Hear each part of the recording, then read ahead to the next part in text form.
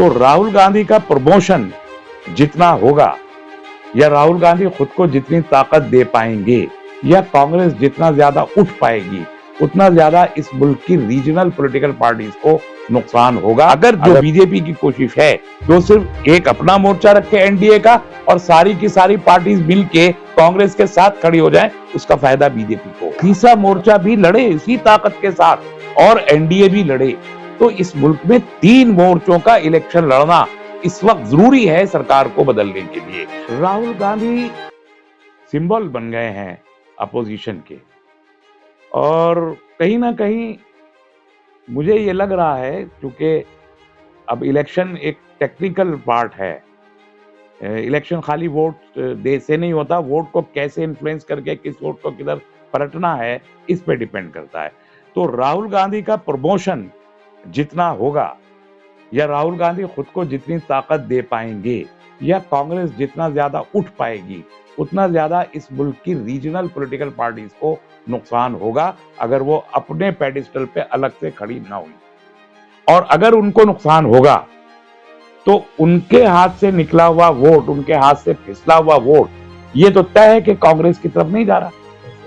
जैसे समाजवादी पार्टी का जो यादव वोट है वो हमने कई बार देखा है, सब जानते हैं कि यादव वोट या तो समाजवादी पार्टी को मिलेगा, अगर उसको नहीं मिलेगा तो किसको मिलेगा? बीजेपी को मिलेगा। बीएसपी का जो वोट है वो या तो मायावती को मिलेगा, अगर उनको नहीं मिलेगा तो किसको मिलेगा? बीजेपी को मिलेगा। ऐसे ही हमने बिहार में देखा है कि आरजेडी का जो यादव वोट है वो अगर तेजस्वी को नहीं मिलेगा, लालू यादव को, तो बीजेपी को मिलेगा। ये हम देख रहे हैं उड़ीसा में जो नवीन पटनायक हैं वो या तो अपने बीजू जनता दल को बचाए रहेंगे या बीजेपी के पास जाएगा वोट।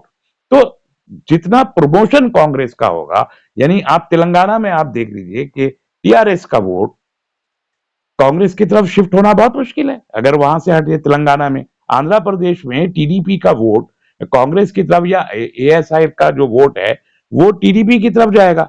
जो वाईएसआर कांग्रेस है, वाईएसआर कांग्रेस का वोट जाएगा तो टीडीपी की तरफ जाएगा जो बीजेपी की एलआई बनती रही है। तो इस तरीके से ये जितनी रीजनल फोर्सेस 10-15 रीजनल फोर्सेस हैं, आम आदमी पार्टी को अगर वोट ना मिले, मुसलमानों की बात छोड़ दीजिए, मुसलमान का तो वोट बिल्कुल मार्जिनलाइज वोट है, उसको अब मुसलमानों ने खुद ही इतना ज्यादा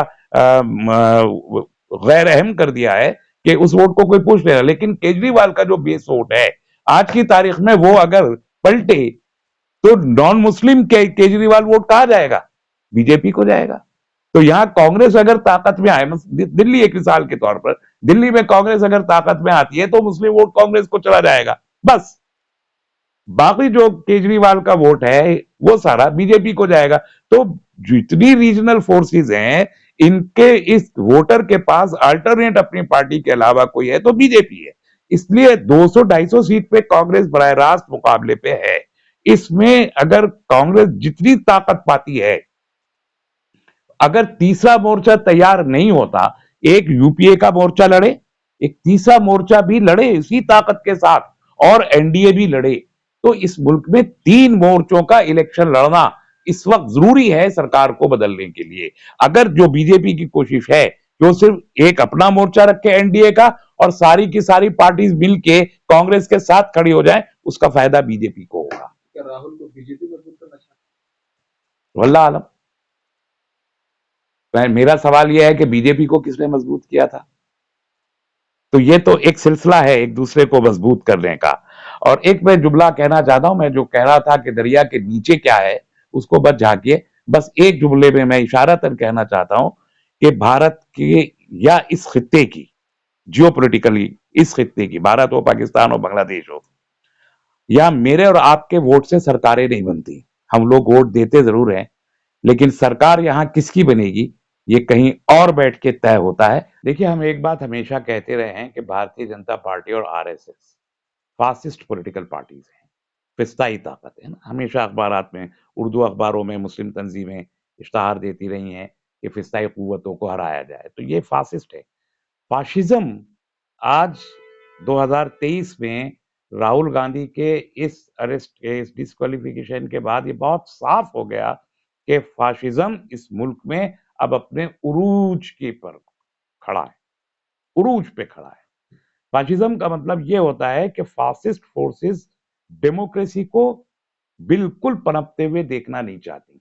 वो अपनी मर्जी से अपने फैसले करती हैं और बाय फोर्स उन फैसलों को नाफिज करती हैं। जमहूरियत की उन्हें कोई जरूरत नहीं होती। आज मुल्क में जमहूरियत का जो हाल है, ये राहुल गांधी पे हमला तो कल हुआ, डिस्क्वालिफिकेशन, लेकिन ये प्रोसेस तो चल रहा था 2019 से ही। ये प्रोसेस चलता हुआ इस देश की तमाम पॉलिटिकल पार्टीज देख रही हैं, कांग्रेस भी देख रही थी। क्या आजम खां का डिस्क्वालिफिकेशन इतनी तेजी के साथ जैसे हुआ और जिन केसेस में हुआ, क्या वो जमहूरियत पे हमला नहीं था?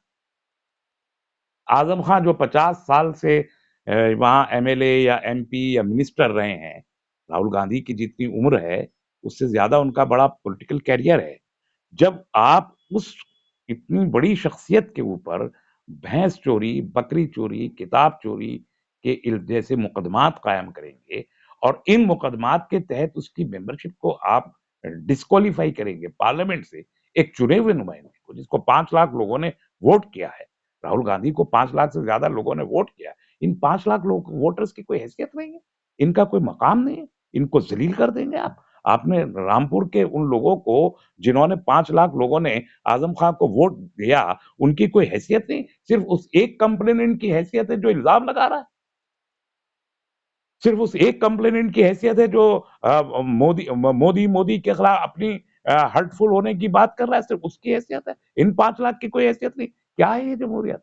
और क्यों सबक नहीं लिया इन इन सियासी जमातों ने जब आजम खां का डिस्क्वालिफिकेशन नाइंसाफी के साथ जुल्म करते हुए किया गया? वो जुल्म था।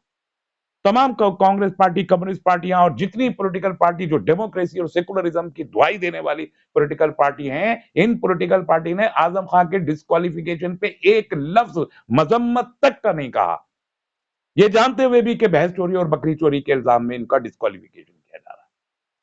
तो ये जो दोहरा मेयार है कि आजम खां डिस्क्वालीफाई हो जाएं तो मुल्क में सन्नाटा छा जाएगा, खामोशी, सुई भी गिरे तो आवाज सुन ले, और राहुल गांधी का डिस्क्वालिफिकेशन हो तो मुल्क में एक शोर, एक कोहराम बपा हो जाए। ये दो मेयार इस मुल्क में खत्म जब तक नहीं होंगे, फाशिज्म को आप हरा नहीं सकते। देखिए, जो बहुत असल है वो तो आप कभी जान नहीं पाएंगे, लेकिन जो दरिया के अंदर है उसको न देख के दरिया के ऊपर जो तलातुम आ रहा है उसको अगर आप देखें तो कुछ चीजें जान जाएंगे। वजीर आजम ने कहा कि मैं इंतहाई ईमानदार आदमी हूं। उन्होंने कहा मैं खाऊंगा ना खाने दूंगा। उन्होंने कहा कि मैं चौकीदार हूं, चौकीदारी करूंगा। उन्होंने कहा कि मेरा टर्म पूरा हो जाएगा, झोला टांगूंगा और चला जाऊंगा। यही सब बातें कहीं। और इस वक्त एंटायर अपोजिशन को फ्रेम कर दिया गया है कि कहीं ना कहीं करप्ट है। और बीजेपी लग रहा है कि अकेली जो पॉलिटिकल पार्टी है जो इस मुल्क में ईमानदार पॉलिटिकल पार्टी है और जो इतनी रियासतों में सरकार चलाने के बावजूद कोई करप्शन नहीं है। ये पिक्चर पेंट की जा रही है। हालांकि व्यापन घोटाला सबके सामने है, मध्य प्रदेश सरकार का भी, हरियाणा सरकार का भी, और कई गुजरात में मल न्यूट्रिशन का अभी जो मोरबी में हादसा हुआ, कई लोग मारे गए, वो सबके सामने है। तो ऐसा नहीं है कि कोई भी दूध का धुलावा है, लेकिन बीजेपी अपने आप को संतों की पार्टी साबित करने की कोशिश करती है।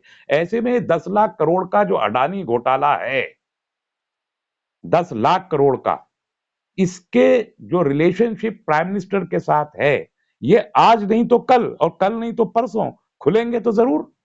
तो ये जब भी खुलेंगे तो ये तमाम लोग जो मिस्टर क्लीन और संत और महात्मा खुद को साबित करने की कोशिश कर रहे हैं, इनको मुंह छुपाने की जगह कहीं दिखाई नहीं दे रही है, उससे खौफजदा है। और उस खौफजदगी में अपने फासिस्ट एटीट्यूड को ये ऊपर लाने की कोशिश कर रहे हैं, अपनी खौफजदगी में, अपने फाशिज्म के जरिए उसको बचाना चाहते हैं। और उन्होंने कहा, अडानी ने कहा, मैं तो नेशनलिस्ट हूं, ये तिरंगे का अपमान है। अब जब आपके जो करप्शन पे कोई उंगली उठाए तो आप नेशनलिस्ट हो जाते हैं। यानी आप चोरी भी करेंगे, आप डाके भी डालेंगे, आपके एमपीज जो है चोरों और डाकुओं को तहफुज देंगे, उनका डिस्क्वालिफिकेशन नहीं होगा और केस वापस ले लिए जाएंगे उनके ऊपर से, जो केसेस लगे वो भी वापस ले लिए जाएंगे। ये हुआ है। राहुल कहाँ पे